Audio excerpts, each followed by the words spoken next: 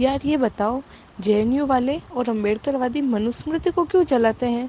इतना विरोध क्यों करते हैं इसका? और मैंने सुना है ये हमारे देश का पहला कानून था।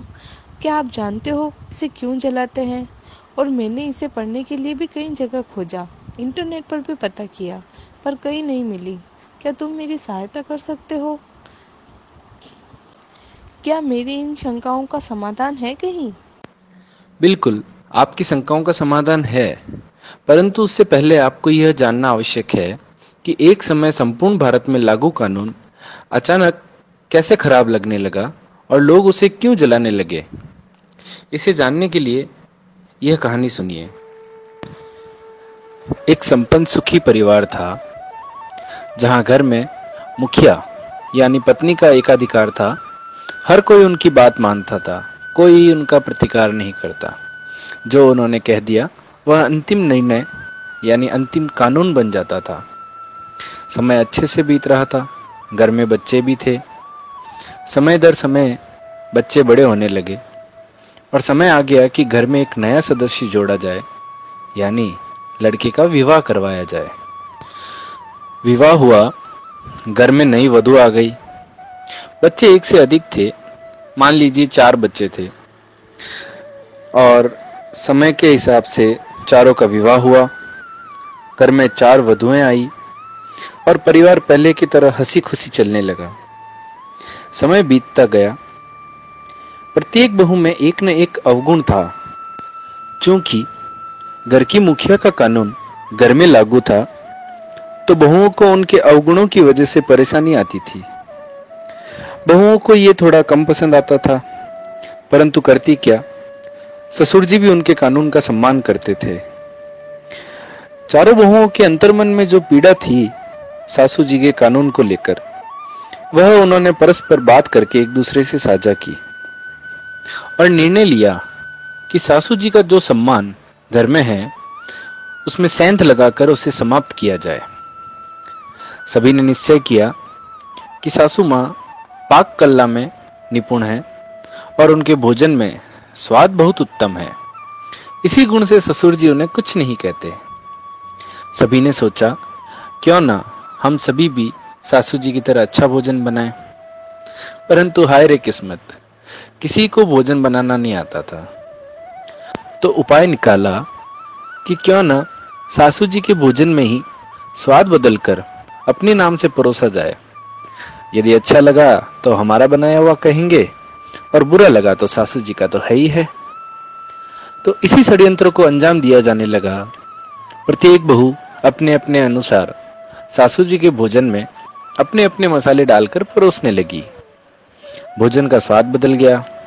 ससुर जी भी असमंजस में थे कि ये क्या हो रहा है।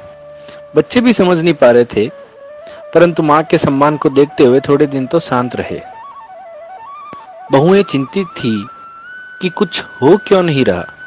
न तो हमारा नाम हो पा रहा है और न ही सासू जी को कुछ कहा जा रहा है। तो नई चाल चली गई। एक दिन भोजन करने के बाद एक बहू ने नौटंकी की। उसने उल्टी और दस्त होने की शिकायत की और आरोप लगाया सासू जी के भोजन पर। इसी तरह बाकी बहू ने भी यही क्रम दोहराया और ससुर जी और लड़कों को सोचने पर मजबूर कर दिया। यह नाटक कुछ 4-5 दिनों तक किया होगा। अंततः सासू जी के सम्मान रूपी किले को ढहाने के षड्यंत्र में बहुएं सफल होने लगी। लड़कों ने भी मजबूरी में मां से भोजन बनाने को मना कर दिया। ससुर जी और 1-2 बच्चे सासू जी का पक्ष लेने लगे। घर में अशांति का माहौल पैदा हो गया। सासू जी के पक्ष और विपक्ष में 2 गुट बन गए। विरोध इस कदर बढ़ गया कि सासू जी की बुराई आस पड़ोस में भी की जाने लगी। सासू जी की लोकप्रियता और इज्जत तार तार होने लगी और जगत में सासू जी को बुरा घोषित करने की एक मुहिम चल पड़ी और लोगों में धारणा बना दी गई कि सासू जी बुरी है, बहुएं सही कह रही है। परंतु कहते हैं ना, साच को आंच नहीं। सासू मां के पक्ष में कुछ लोग थे। उनका एक पुत्र सच सामने ले आया, दूध का दूध और पानी का पानी किया और जीत आखिर सत्य की ही हुई। इस कहानी को यदि मनुस्मृति से जोड़कर देखा जाए तो आपको प्रतीत होगा कि यही सब मनुस्मृति के साथ हुआ।